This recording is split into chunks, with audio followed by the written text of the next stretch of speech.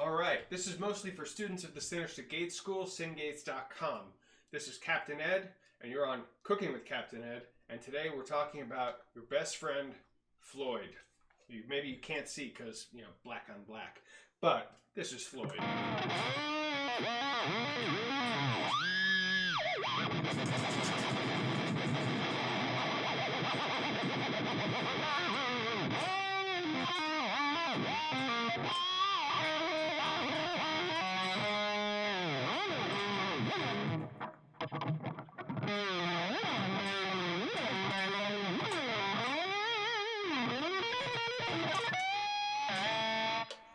I'm playing really sloppy because this has a set of 9s on it right now.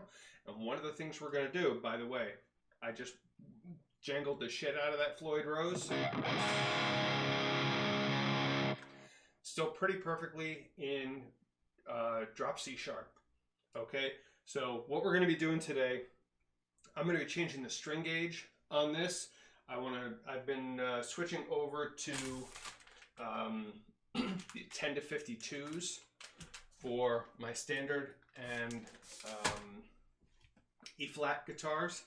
So what we're going to be doing is we're going to be switching over to this gauge, and what that means is we're doing a complete restring, and we're going to wind up having to do some adjustments on Mr. Floyd Rose here.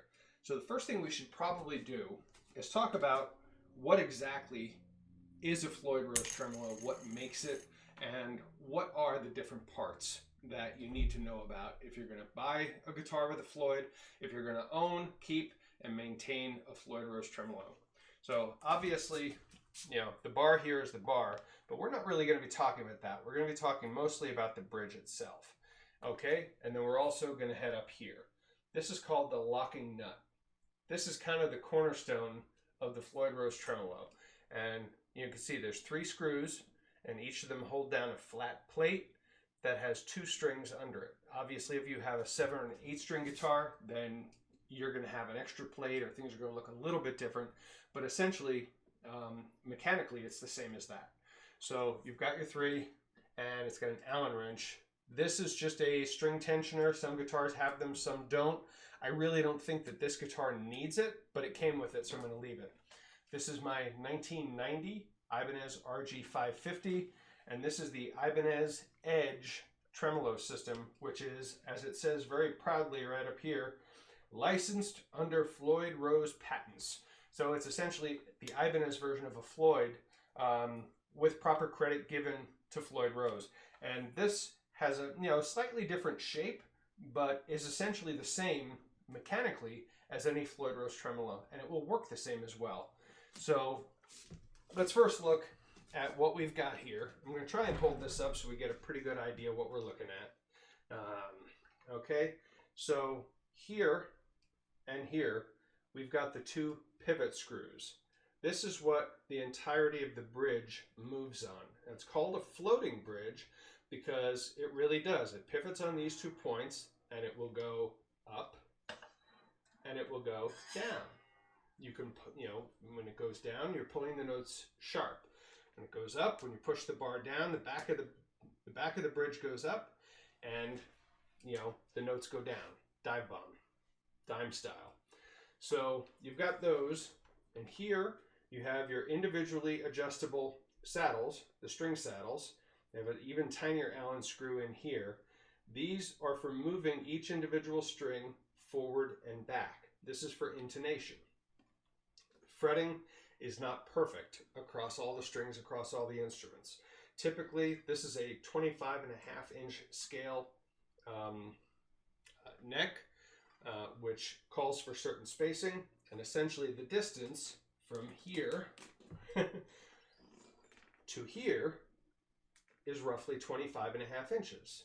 And that means that the frets are spaced a certain way because there's all sorts of math that you do to make sure that each fret is the same. But basically, a longer scale, you're looking at a longer space in between each fret when looking at equal. If you're looking at, the space in the 3rd fret, the longer the scale, the 3rd fret is going to have a much wider space between those frets. Now, for some people with big hands, they want a nice, big, long scale. so they can really sink into and make some meaty chords, and they can stretch out like Vi and God knows who else, and really get a good workout on the lower strings here, on the lower strings and the lower frets. But a longer scale is also very helpful up here. If you've got chubbier fingers like I do, it can be tough to noodle around in some of the high frets, especially if it's a 24 fret, or like my Ormsby over there, a 29 fret guitar. I can't even fit on those damn things, but it gives me nice, really clear access to 24, so it's good. Anyway, so that's your scale length. And essentially, you want to make sure when you do your intonation, we're not going to do intonation today. It's long, it's complicated, especially with the Floyd Rose, and it's boring. So I'm not going to be touching that on video right now. But anytime you change string gauges or change your tuning more than like going from standard to drop D or something, you really should either have your intonation done or do it yourself. Maybe I'll cover intonation in a later video, but for right now, we're just going to be talking about the Floyd Rose, how it works, and what we're looking at here. So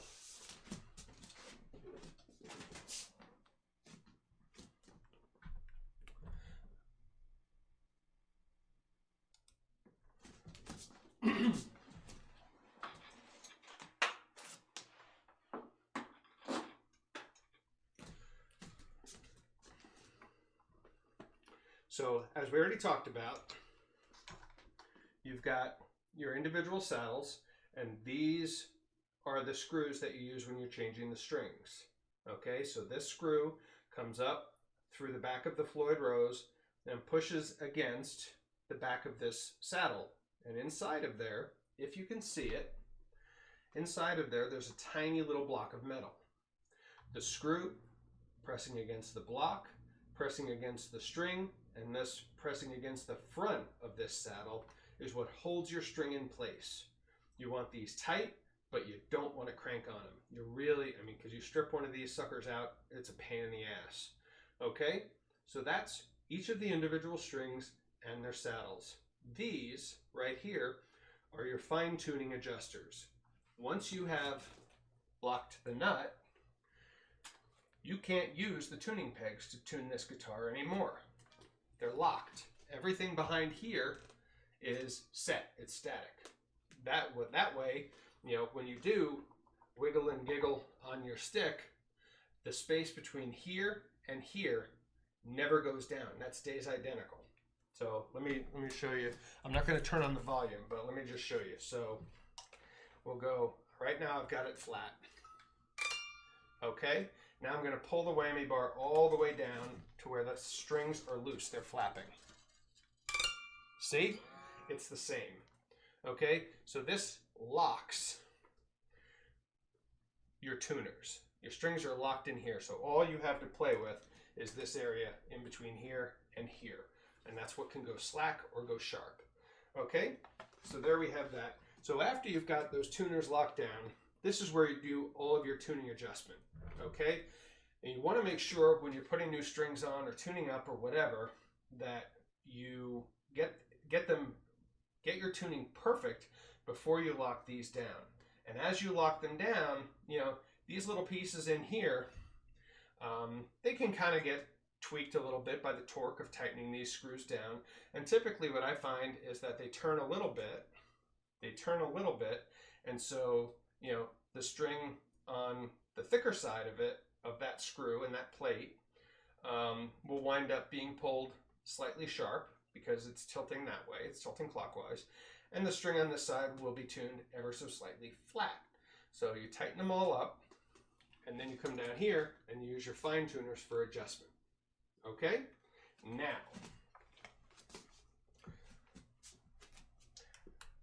pause.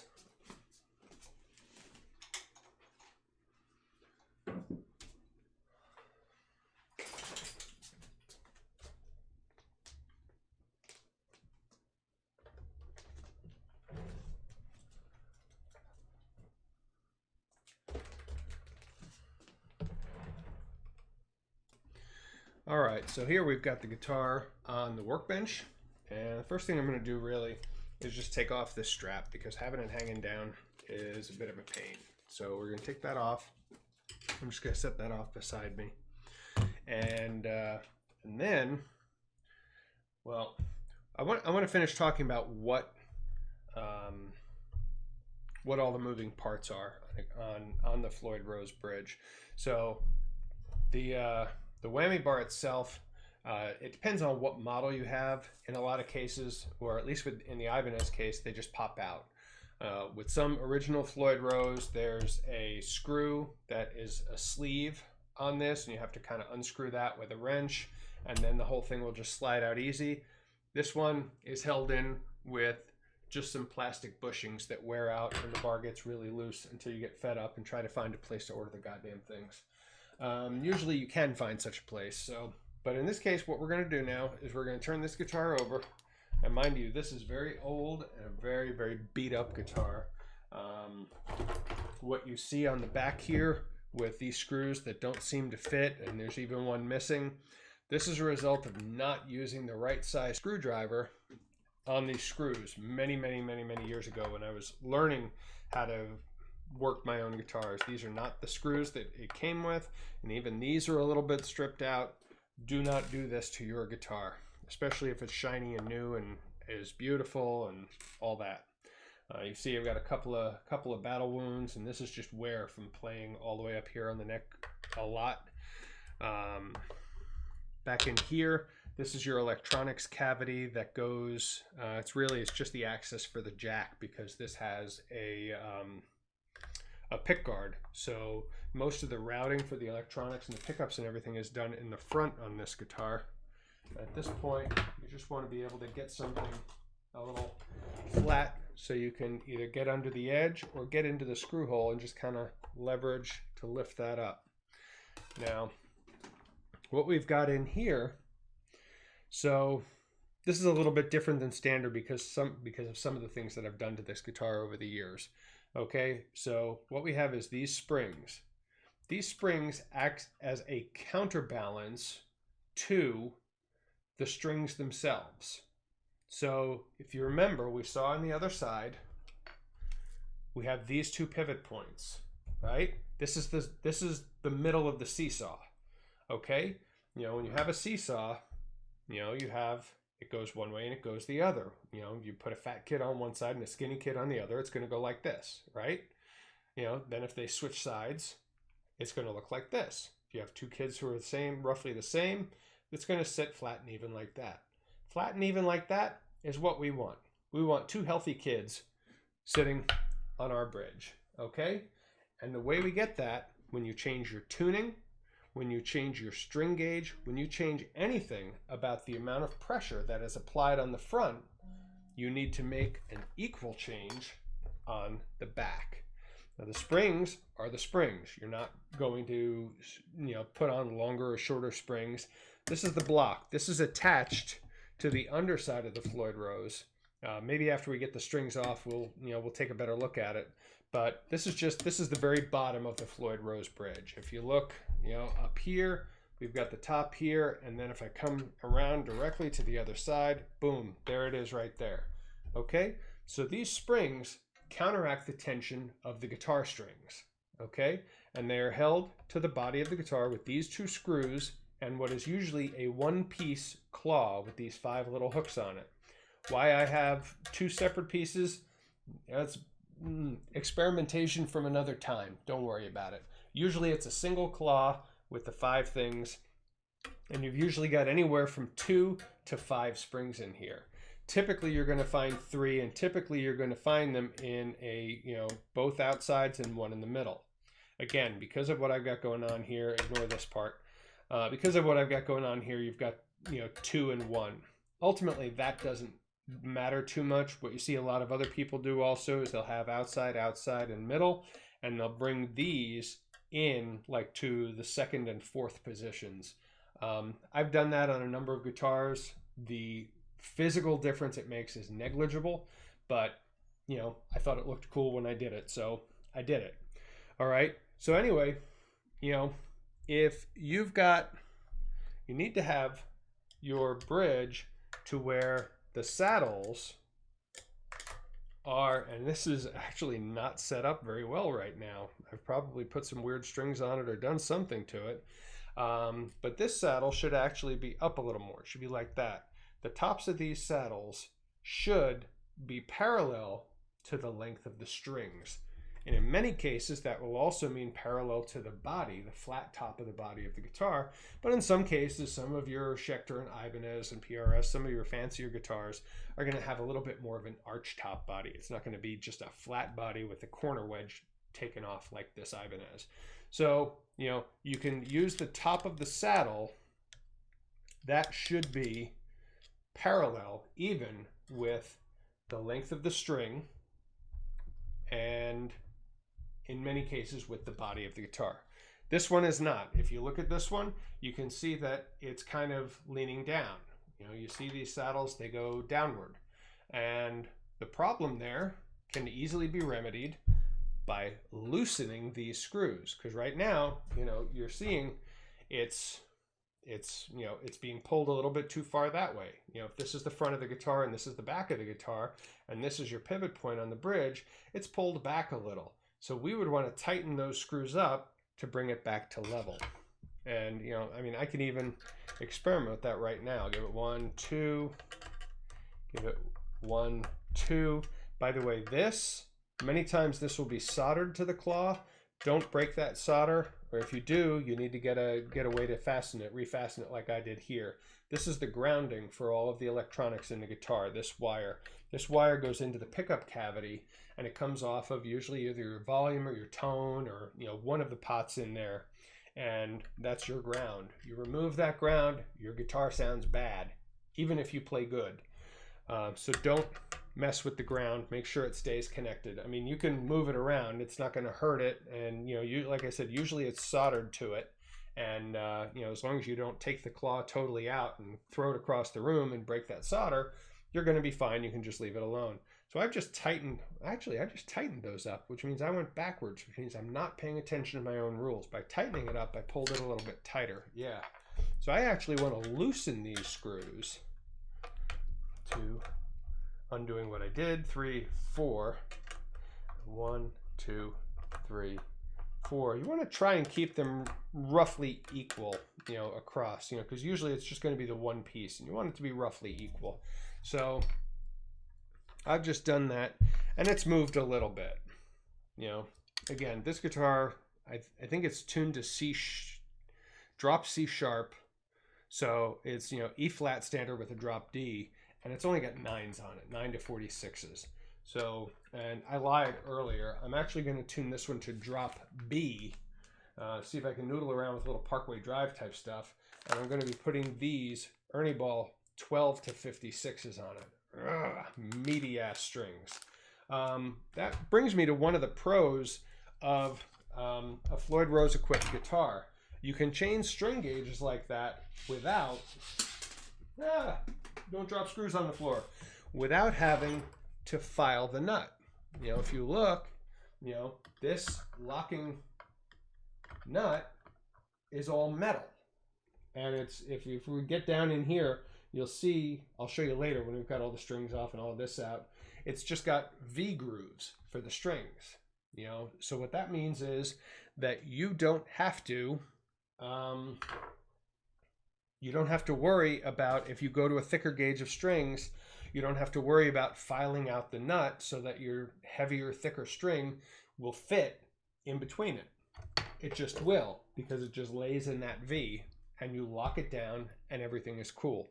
So that's one of the pros of a Floyd Rose, aside from, the whammy goodness.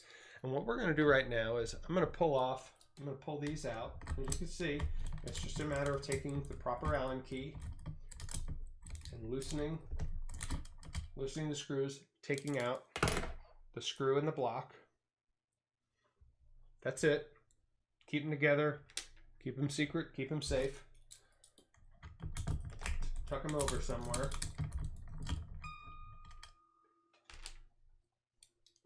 I'm tucking them on my work laptop. As much as this is home and this is my man cave, this is also where I work. All right, so we've got those off. And really, the next thing to really do is to just take off the strings. Now in this particular guitar, I've also got locking tuners. I recommend locking tuners on every guitar, even with a Floyd, because if you look, you can see all there is a good half a wind on every string. So there's just a little thumb screw on the back. You can see this one has a Planet Waves logo. So all I have to do, once I have the guitar with the neck in the proper, well, I don't even know if I can get that into proper frame without messing up my microphone. So I'm just going to loosen those. These are the locking tuners. I'm going to loosen the screws in the back. And that, you can see some of the strings already come free, but they'll all eventually come free. And we'll just pull them out. Important, if you have a, if your tremolo is not recessed and you care about what goes under there, then it's a good idea to put, you know, anything. It could be anything, a piece of cardboard, a piece of cloth, anything. You know, you could just find my polishing cloth. So you just want to have, you know, like I've got my polishing cloth here, Gibson USA. There you go. It's probably a $40 cloth. So you know, you can just either fold a cloth under and tuck it under just to give it something to protect your finish. This particular guitar, the cavity is routed, and this is actually a piece of foam under here, so I'm just going to let that go down. I don't care. It's fine. All right, so and then I'm going to use, if you don't have one of these, this is a string winder. There are some really cheap examples that are the equivalent of about 99 cents US. This one's slightly fancier, but they all do essentially the same thing. You put it on the string. It makes it easier to wind or unwind. Okay, you just, you know, unwind your strings. Another thing that I typically like to do is I like to make sure that, because I'm using the locking tuners, I like to line up all of the holes, the proper hole that, you know, you put the string through. I like to line them all up and have them ready to receive the new strings. Just a little shortcut. Okay, and you know, I'll usually make sure that they're all lined up straight up and down too. And then, you know, just pull them out. Okay, so I've got 6 loose strings. What do I do now? Well, now what I'm going to do is I'm going to press the bar down so I can get to these screws, and I'm going to loosen each of them up enough. Not only enough that I can pull out the old string, but enough that I seem like I can insert the new string pretty easily. These can be a little tricky to play with, and this one I'm playing with right now, I have a feeling is, yeah, it's a little stripped out. You know, again, 30-year-old guitar, guys. Sometimes parts get a little stripped out, and you know, that's that. These things are not secured by anything but that set screw. So the minute you pull out all the strings, if I turn this guitar over, at least half of these are going to fall out. And let me tell you, they are a bitch to find in carpeting. So learn from my mistakes. Don't do that. And what I usually do after that, just to get rid of all the strings so they don't put anyone's eyes out or hurt the cat or the dog or whoever, is I'll just kind of twist them up into one group like this before I throw them in the trash. That way, you know, it takes up a little bit less space than having loose guitar strings sticking up all over the place. Kind of sending them back the way they came. You know, they come wound up a little bit in the package. So roughly the same idea. Then I can just take that, toss it in the trash, and be done with it. All right, now if you look on the back, you'll see that these springs have pulled this block all the way tight to the front, right? That's why, because we have taken the kid off of the seesaw, and so this part is all the way down on the ground. Okay, so there you go. Now what I'm going to do from there is I'm just going to do a little bit of cleaning and treating on the fretboard.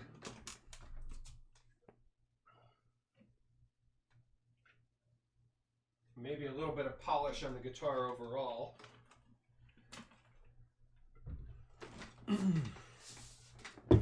So here what I've got is, this is for guitar, I've got Music Nomad F1 Oil. This is what I'm going to use on the fretboard. Very often a maple fretboard is going to have a clear finish on it. You just need to wipe it with a wet rag. This particular one has been played so much that all of that finishes off, and this is just raw wood. It's bare raw wood with cheap plastic dots, and now the glory of stainless steel frets. That's not important for this. So I'm going to be treating that with that oil, and we've got the Guitar One for gloss finishes, and I'll use that it's like car wax for your guitar. It's guitar wax. So I'll use that on little bits of the body here and there.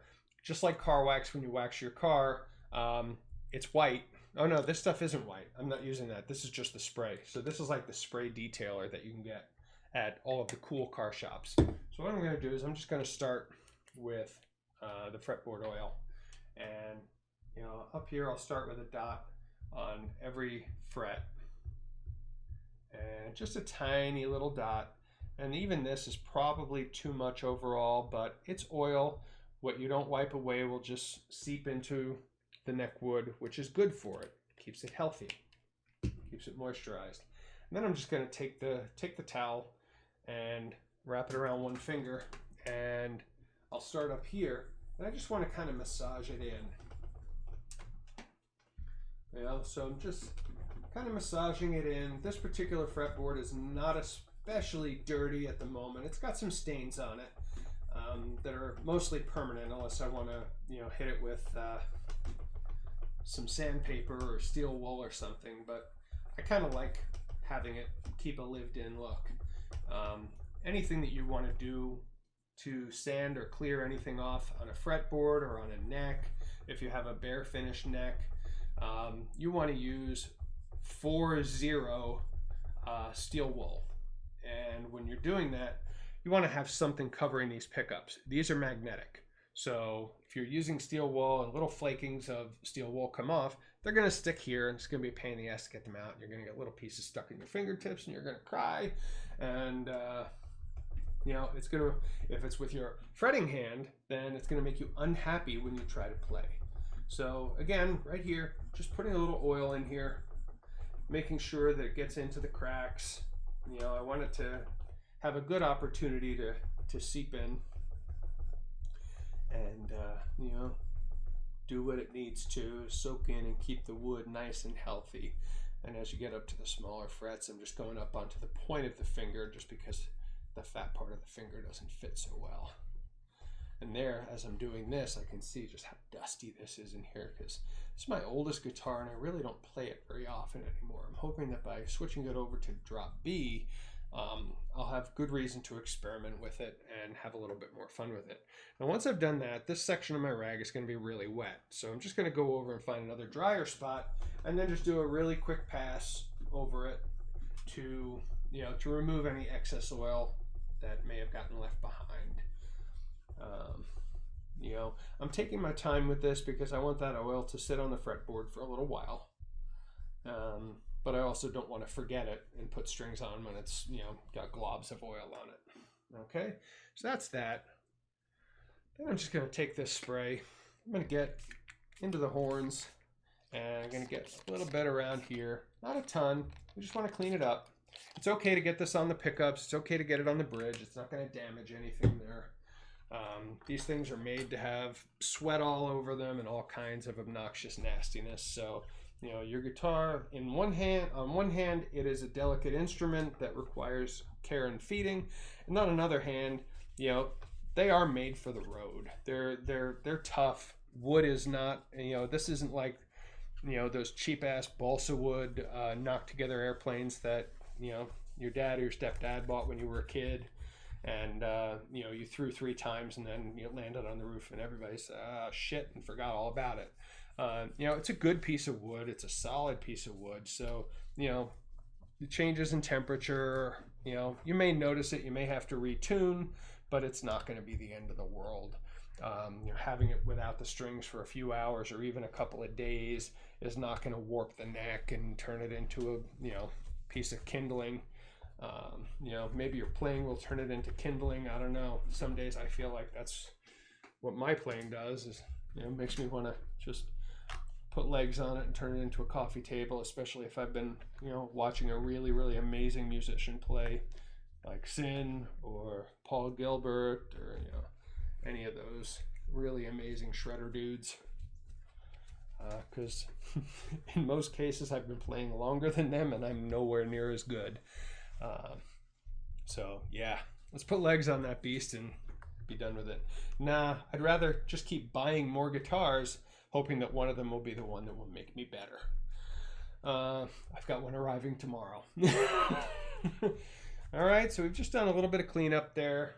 I've got a little bit of a string hanging off from the cloth around the pickup here, so I'm just gonna snip that and get that off. Just a little housekeeping there. These particular pickups, these are DiMarzio Gravity Storms, the second or third set of pickups designed by Steve Vai. They don't make you sound like Steve Vai. There's a lot of things that go into an individual's tone besides the pickups or the amp or the speaker cabinet or the microphones they choose. Tone is something that is a culmination of everything, including how you use your fingers. Okay, so the next thing that I'm going to do before I start stringing this guitar up is I'm going to set those fine tuning screws where I want them. I want that when I start getting this guitar up in tune, I don't want to forget that these are, at this point they're mostly turned all the way in. I want to make sure that I've got good play in them. So I'm going to back most of them off. Just eyeball it. You want them roughly even. And,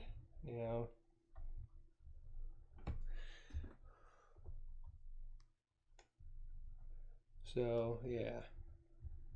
So they're roughly even, and that's good. And what I'll usually do sometimes if I'm planning on switching the guitar from like a standard tuning to a drop tuning, I'll tune this one a little bit higher than normal so that I have room to back it off to get to the drop. It does mess with the tuning of every other string, but when we go ahead and tune this up, I'll show you how I go about it, and that should be a little helpful for some of you that are struggling with tuning up these guitars. Because it's helpful not only when you're putting strings on for the first time, but every time you need to undo the locking nut to tune up, or even just working these. A lot of people, they get really frustrated because they feel like every time they tune one string, every other string goes out of tune. Well, that's actually what happens. And that's because, again, of that floating bit. Okay, typically you're going to want to leave these screws alone. These are your bridge height adjustment. You loosen these screws, that side of the bridge goes up. You tighten them, that side of the bridge goes down. If your action is good and everything plays okay, you really don't want to mess with these. This guitar in particular, most of the Ibanez versions, it's not just the one screw here. Inside of the screw, there's another set screw down in the bottom of it. And there, I've hit it. And if you make the adjustment, first of all, before you can tighten these down anymore, if you want to lower that action, you have to loosen those screws up. Then you make your adjustments, make everything happy, tune it up, play it, make sure it's where you want it, and then you want to make sure that those are tightened back up again. Okay? If you don't know what I'm talking about and you never intend to mess with these, nothing to worry about. Don't even worry about it. Okay? So, next thing I'm going to do, we're going to open up this shiny set of strings.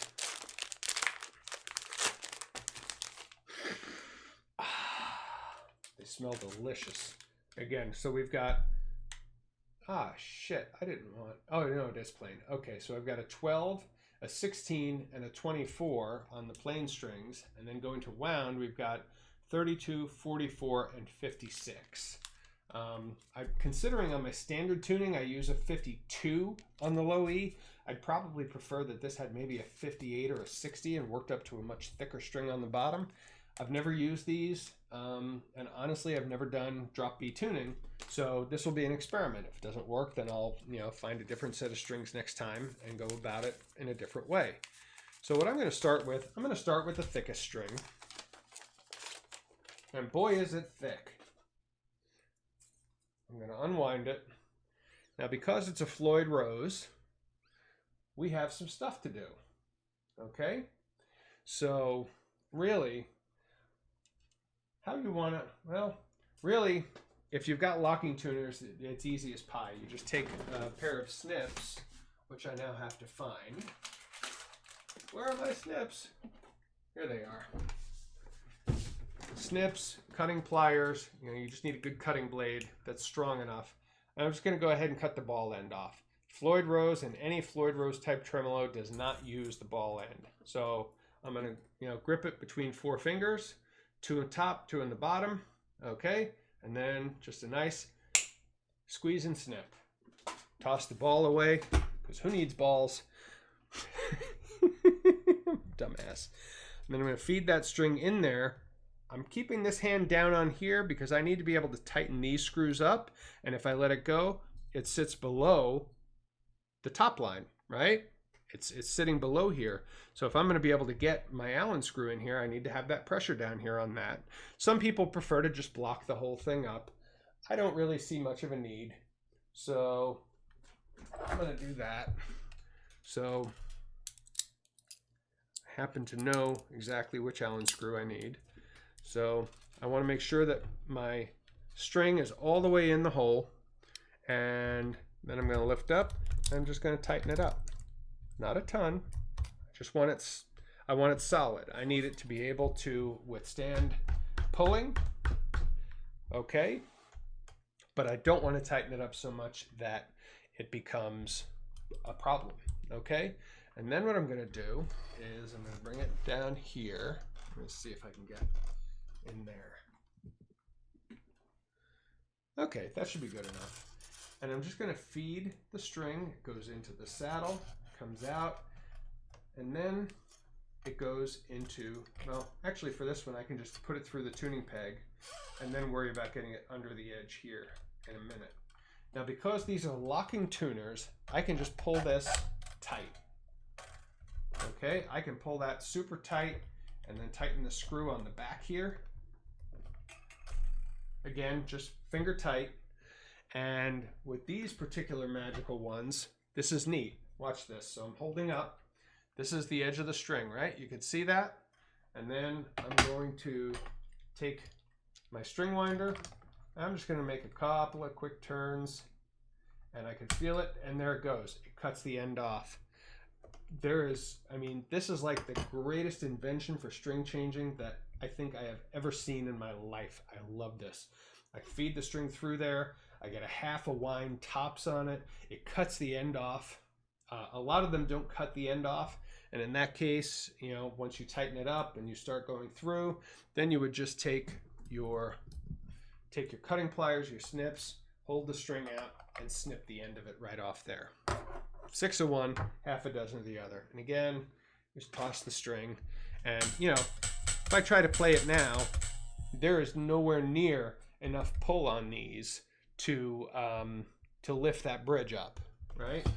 So we come back and we look at the bridge. It's still buried all the way down there. I'd have to lift it up.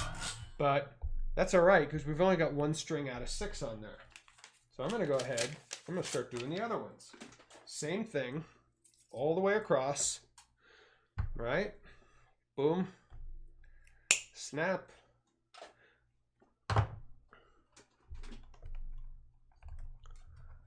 Seat it all the way in the hole. We're going to tighten that up just a little bit. We're going to come back up to this end.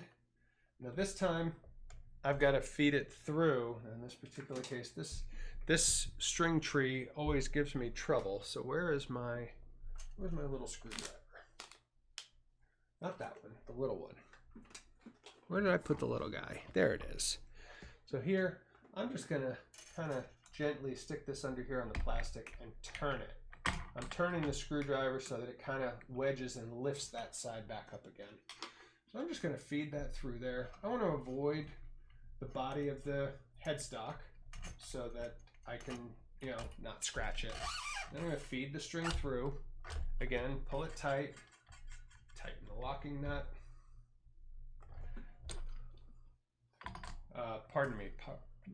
Tighten the locking tuner. Locking nut is a whole different thing. Trying to use proper terminology because it's kind of important, especially if you're trying to explain something to somebody else, somebody who may not know what you're talking about. So we've got the second string on there. I'm just going to keep on going. I want to get all of the strings on here, and then I'm going to worry about getting them up to, you know, to a decent tune. Okay.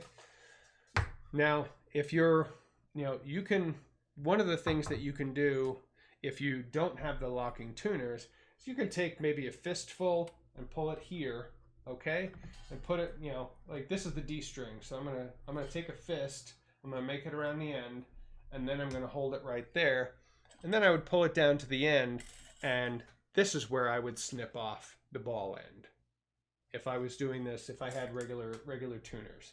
But really, it doesn't matter. You can snip the ball end off right at the end and then just cut everything else down at the other end. That's just the way I used to do it. Okay, and then we're going to go ahead and we're going to feed that in. And we're going to tighten this up. Again, not too much. All right, and over the bridge, under the string tree, not over the bridge. I'm using wrong terminology again. Over the locking nut and under the string tree. I got to be better about that sort of thing. If I'm going to make you guys use proper terminology with me, I better be able to use proper terminology with you, right? You can't ask what you don't give. And, all right, so we're starting to get a little lift on this, which is good. All right, now we're going to move on to the first plain steel string. These are done exactly the same way. Okay, so we're going to go ahead and snip that ball off.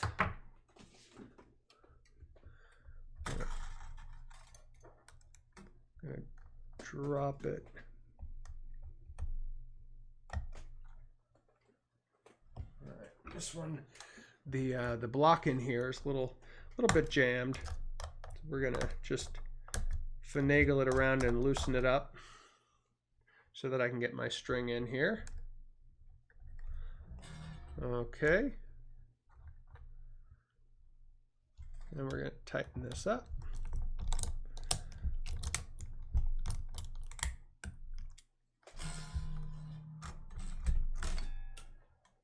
Man, this thing is a real piano wire, this one.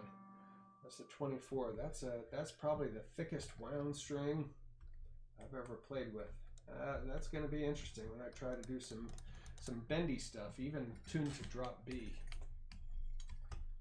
We'll see how that works out for me. All right, and then, all right, we're going to get a couple of lines on it to snap the end of my string. See? Right there, I blew it. This end just popped out. This is going to present some problems for me, because now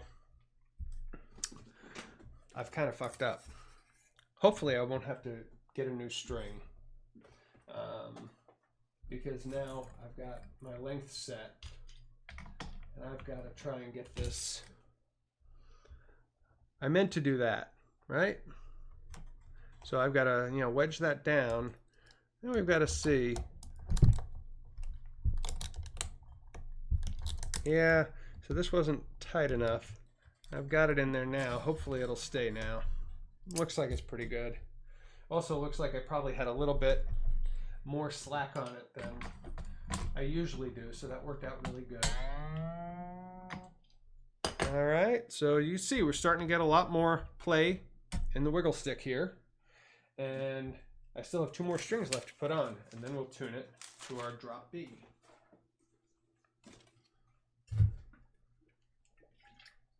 Let's go ahead, cut the ball.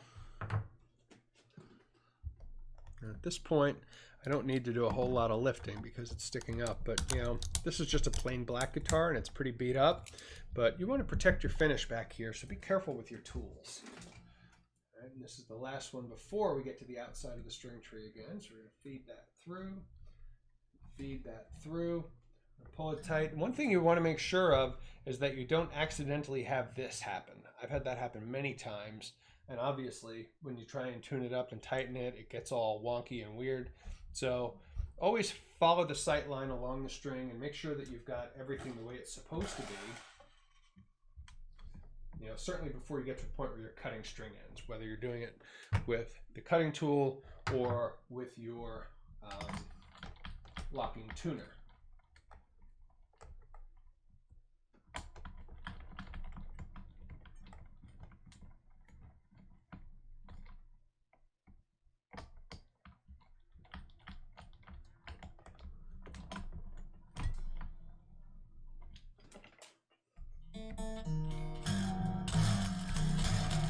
Yay, we've got loose floppy strings now, so we're getting there.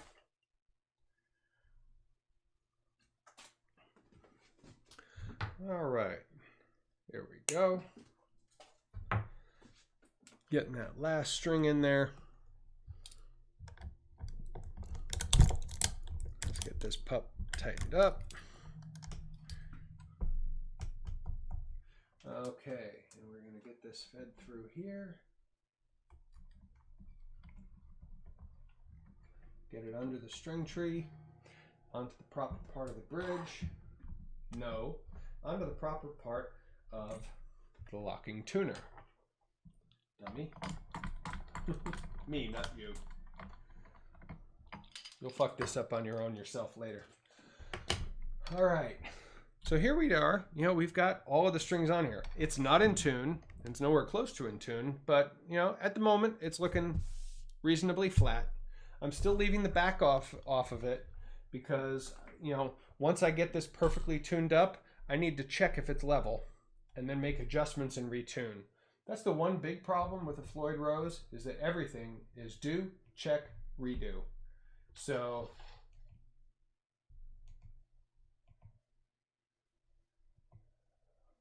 okay.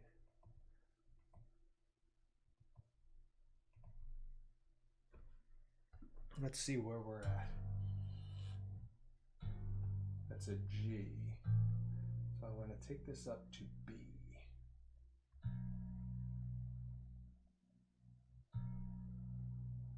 I think this one goes up to E. I don't even know what it's supposed to go up to. What is drop B tuning? Let me look that up on my computer. Let's see, drop B tuning. Okay, so, all right, so here we go. So we're looking at B, F sharp, B. Okay, so I need to tune this one up to F sharp.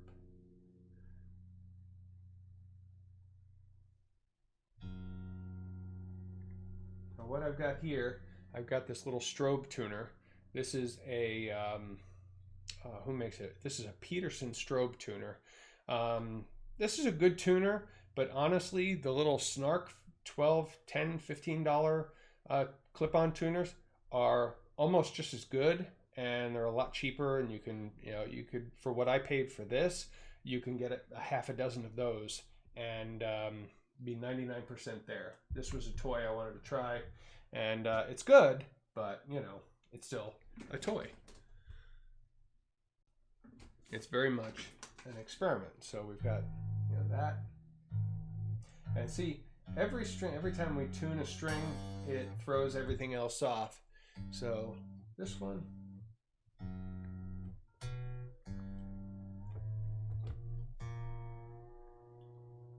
so I'm just getting them up to where each of them is properly in tune, and then we'll worry about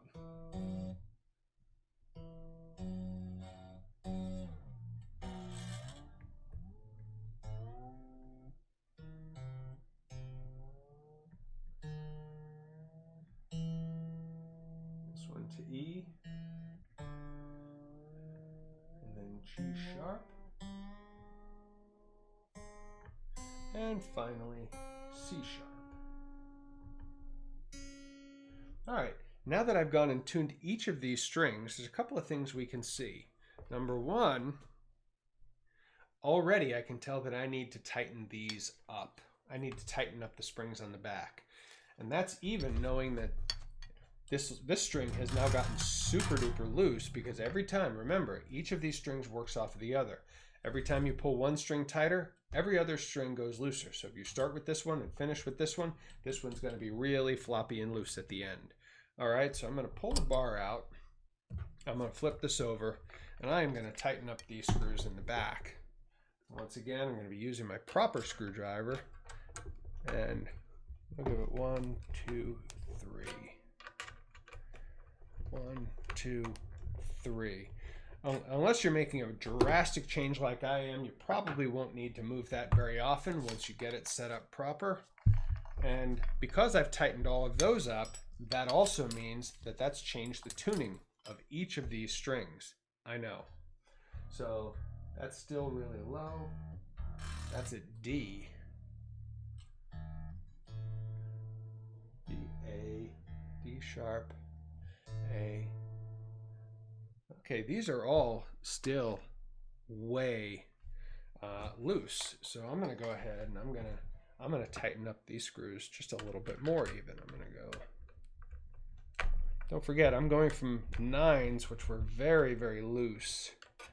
And we're going to a much heavier gauge of string. Even though we're tuning it a lot lower, my taste in tuning has gotten, you know, to thicker, tighter strings. So, you know, all of that plays in with that seesaw. So let's see, where are we at now? E.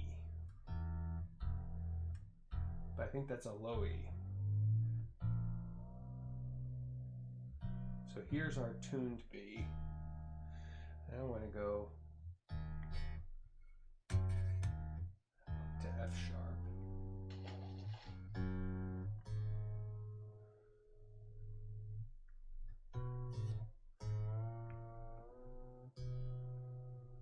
Again, I just want to get them close, because every string messes with every other string, and right now what I'm most concerned with is getting that bridge where I need it.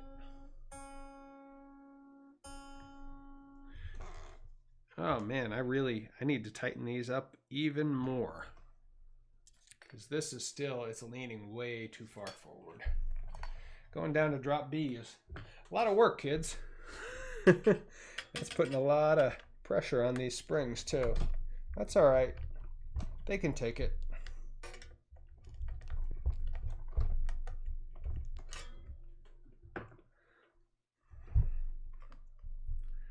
All right, let's hope we get to loosen up the tuning on these strings a little bit at G sharp.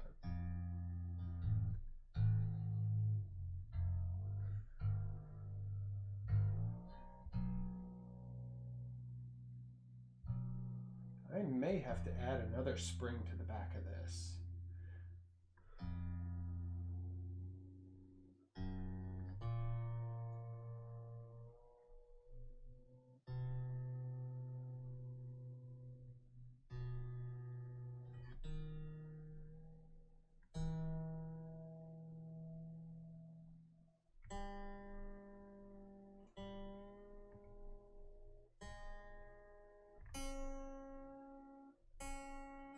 This is close, and man, that is still... I'm going to stop the video, and I'm going to go ahead and see if I have another spring that I can throw in the back of this, because it probably needs it. So hang on. Okay, so if I do have additional springs, I don't know where the hell they are. So I have to go on the assumption that I do not have any. So what I'm going to do is we're just going to loosen these strings up so that I can play with things a little bit better down below.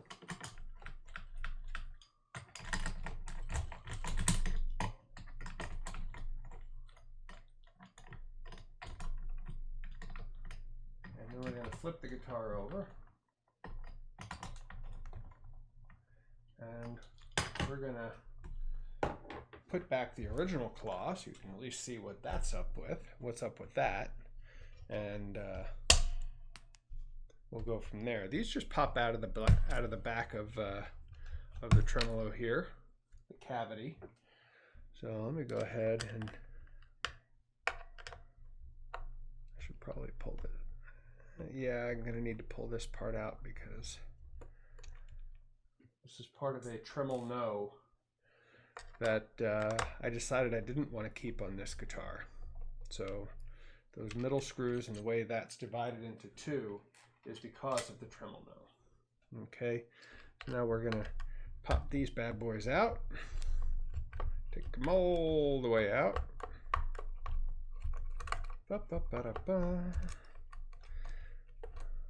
Sorry if you can't see that. I'm just, unscrewing the screw here. I'm going to make sure that I keep the ground wire on this screw. As you can see, they're pretty long and they go pretty deep into the wood. So, yeah, so here we go. We're going to keep that on there. Pop that off. And we'll take this one off too.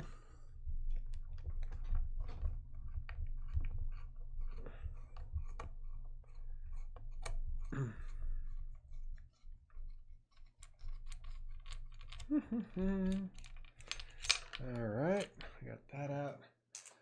Then we'll go ahead and put the original claw back in. Remember, I'm making sure that I keep my ground wire on there and find the holes. And what I'm going to do first is I'm just going to kind of back turn the screw to make sure that I find the thread. I want to make sure that I've got the right thread and that I'm not going to strip this hole out. So we've got that. Then I'm going to do the same thing on the other side. And I'm going to twist.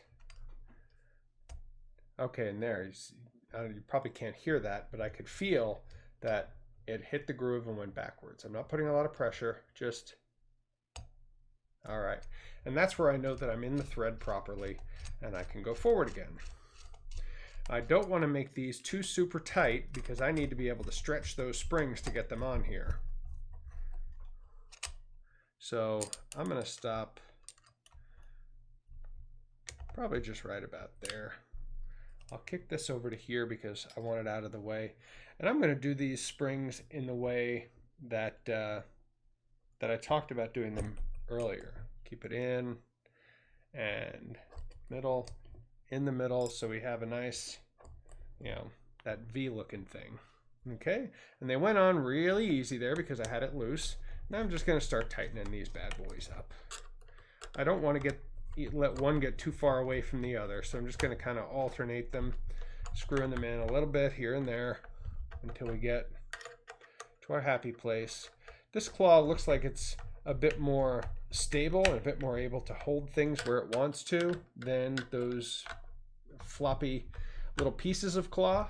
So I'm hoping that this will be sufficient enough that it'll provide us what we need. So right now, all right, we were way, way, way, way low. I'm going to put the tuner back on. And by the way, I expected it to be way low. I put it down that way on purpose.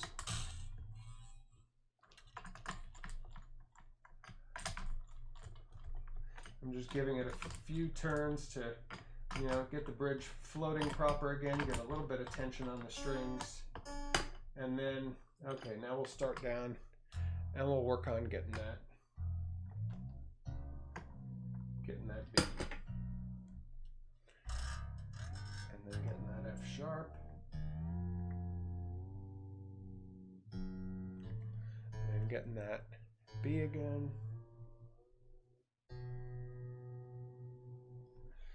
And then our E.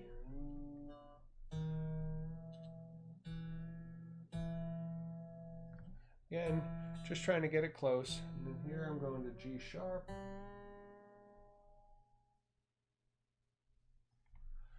And then finally up to C sharp.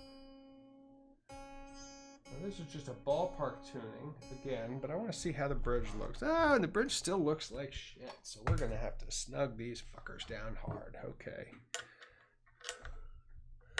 All right. No more Mr. Nice Guy.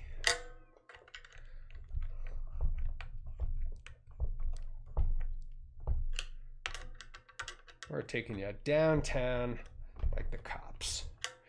Let's see if that's enough. If not, I'm probably going to have to get a different... Oh boy, it's still looking like it's not going to be enough. Man. That one's fine. That's fine. Oh no, that's... Yeah, that's fine. This needs to be up at E.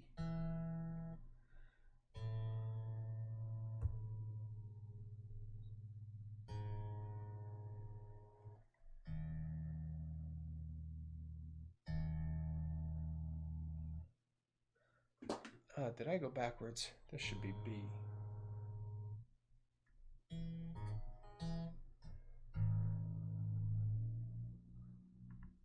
B. F sharp.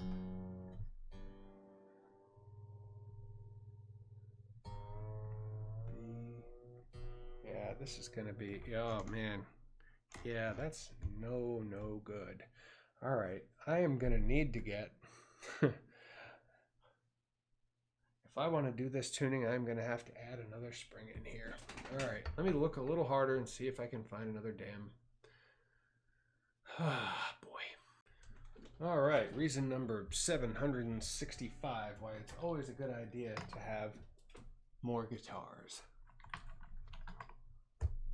So I'm going to loosen up the strings again.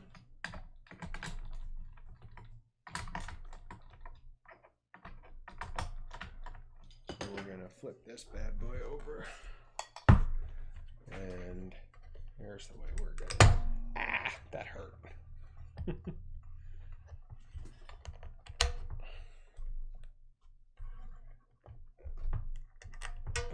Okay.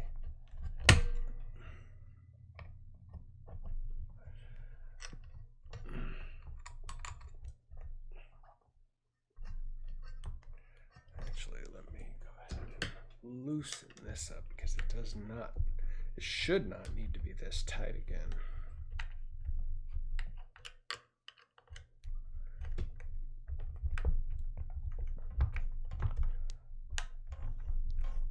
And if I need to tighten it back up again, then we could do that.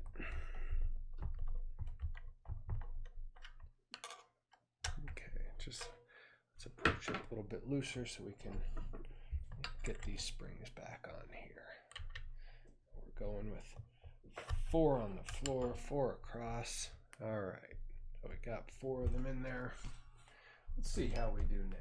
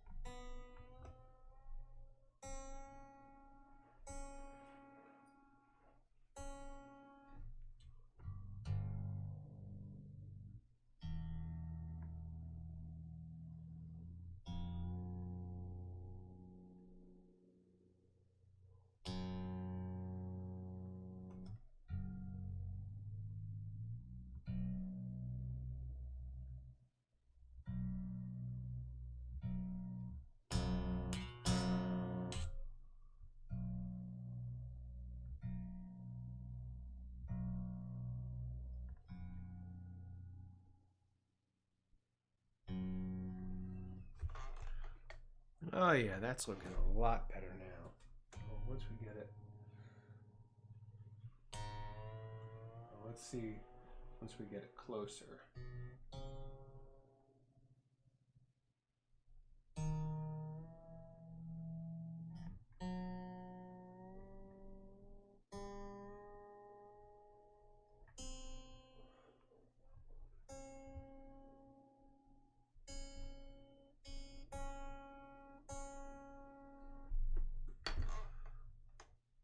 That's actually looking really, really good. It probably need a little bit more fine tuning here or there, but I'm going to go ahead and get this thing in tune now. So the biggest complaint that I hear when you're tuning up a guitar with a Floyd Rose is that, you know, by the time you get to the top, the whole thing is out of tune again. So the way that I work around that without just changing one string at a time, because like I said, I like to clean that fretboard up a little bit and get it oiled and make it happy. Is I'll do 1 2 1 2 3 1 2 3 4 1 2 3 4 5, and you know, especially on those lower strings as I'm doing them, I'll over tune them a little bit. So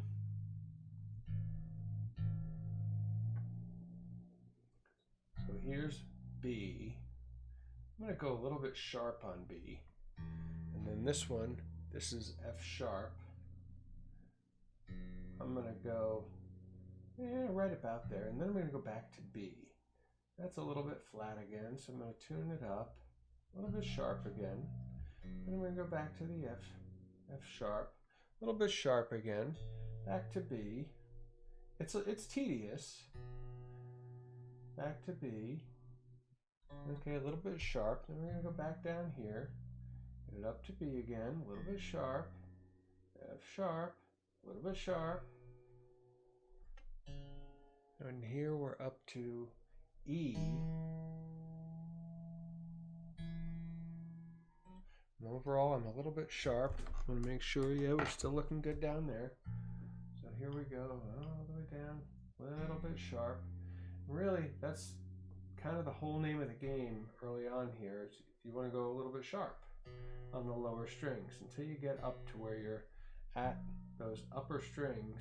You want to keep going a little bit sharp with every string that you tune. Okay, and now here we are, we're getting back to E. And I'm going to come up here. This one goes up to G sharp. A little bit sharp. Let's see where this one's at. Let's go up there too. C sharp. A little bit more.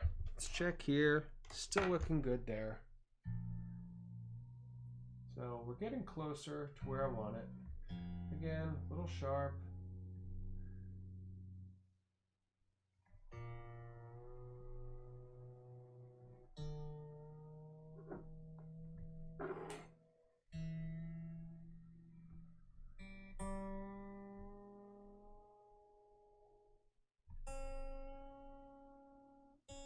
We just keep going and going. It's tedious at first, but you know, this is the nature of the beast with the Floyd Rose tremolo. And we just keep going. Now the important thing to remember here is that we want to make sure before we put the screws and the set blocks in the locking nut, we want to make sure this thing is perfectly in tune. Then we want to stretch out the strings. Then we want to make sure it's perfectly in tune again. Then we'll put on that locking nut and check everything with the fine tuners. And here, I'm starting to pull a little bit too sharp. So I'm going to snug these down just a little bit more. We're in the fine tuning stages now as far as getting this. And even, you know, looking at that, I don't like how up that is. So I really do. I want to tighten this up a good bit. And I'm going to wind up having to detune some of these strings then. Just because, again, with our seesaw analogy, I'm really surprised at how much stress tuning to drop B on. See, now this one's all the way up at C. Now we're tuning down. Important thing to remember with a guitar, you always want to tune up to a note. when you loosen the tuner and drop down, there's always that little bit of friction that holds onto it. And that friction is going to turn into a flat note once it evens out. So let's see. B.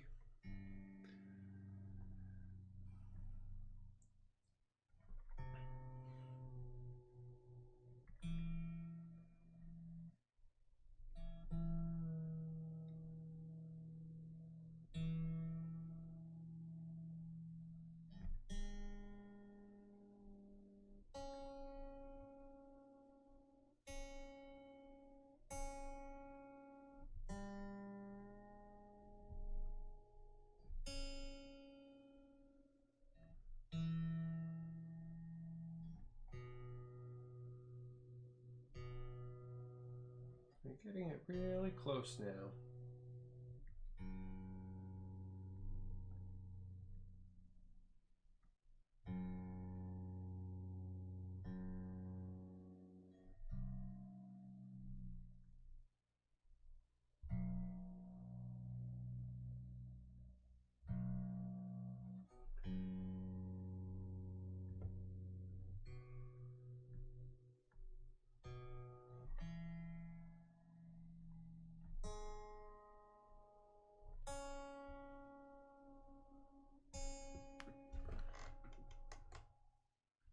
I could probably actually go a little bit tighter on that, but I'm pretty happy with where that's at.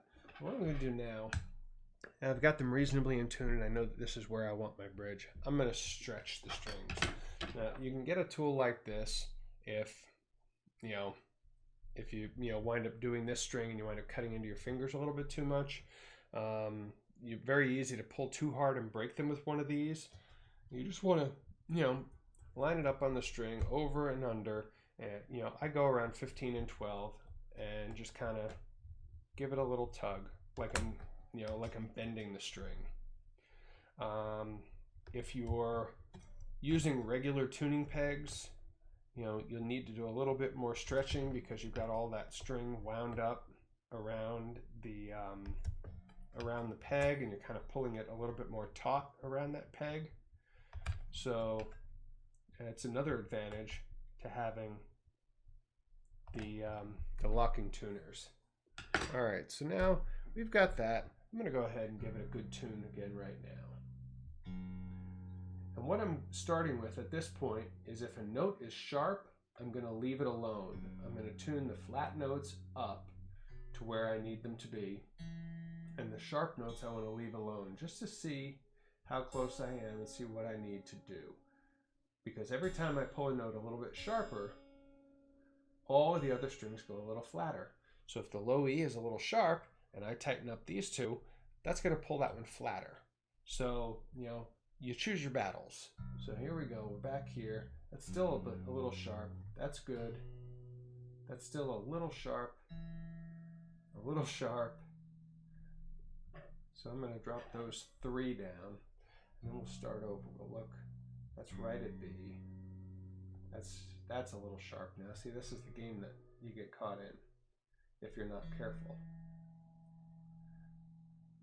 And remember, you always want to tune up to in tune. You always want to tune up to your note. So if you have to detune it past the note and then turn it back up slowly to get to your note, so be it. Nobody said it would be easy. It takes time. And if you like your guitar perfectly in tune, especially if you play with a Floyd Rose, then this is what you do, at least until you can afford to have your own tech to do it for you.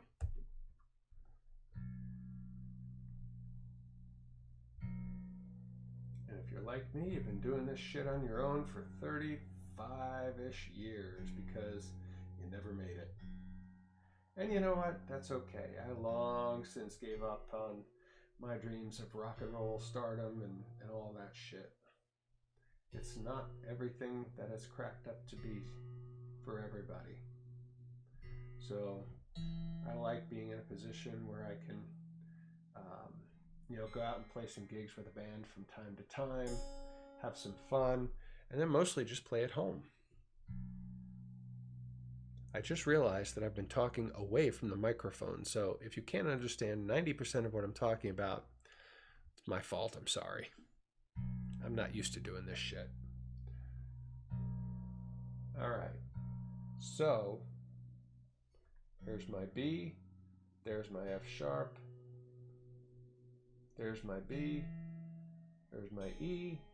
There's my G sharp. And there's my C sharp.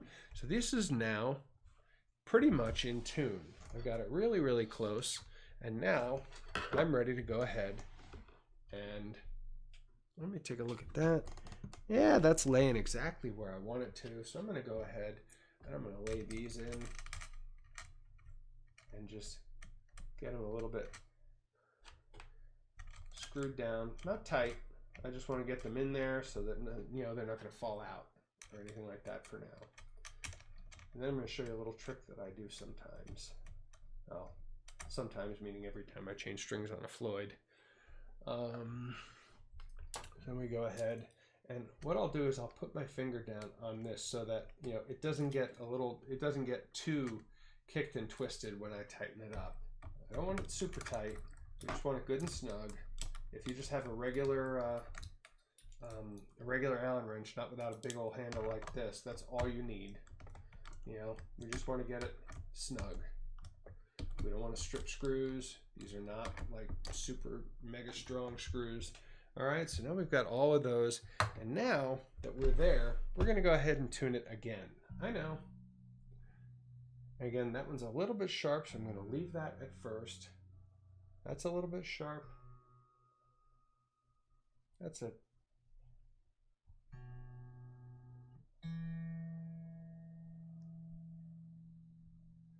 These fine tuners really are fine tuners. You know, you have a good bit of play with them, but you don't want to have too much. You know, they really are for fine adjustments.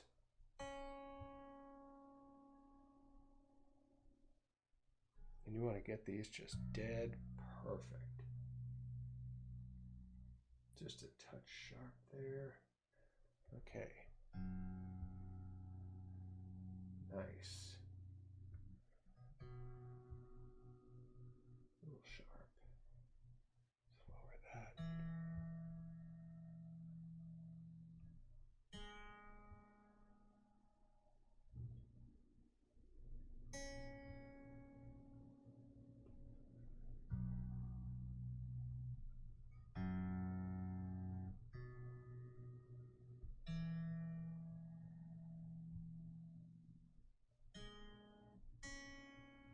All right.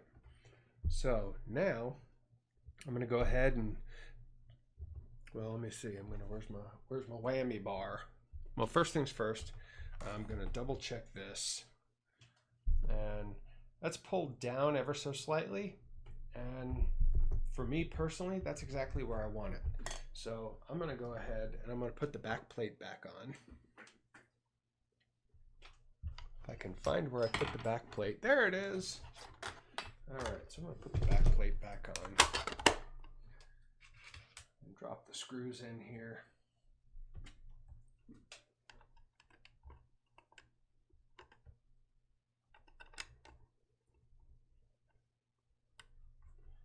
Again, I do the unscrew until it sits down in the thread. Unless I can feel it go right into the thread from the very beginning. There it is. And then, actually, I think this one I normally keep up here. Okay, so that's good.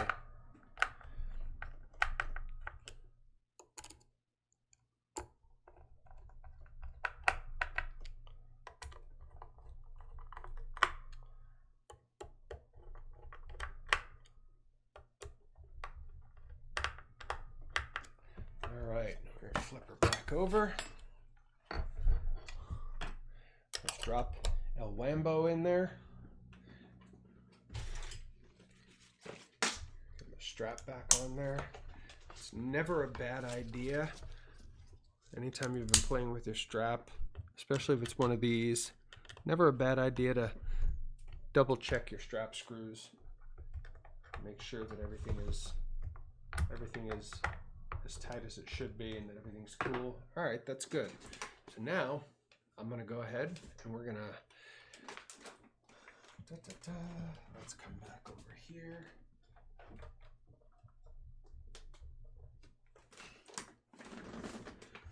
All right, let's go ahead and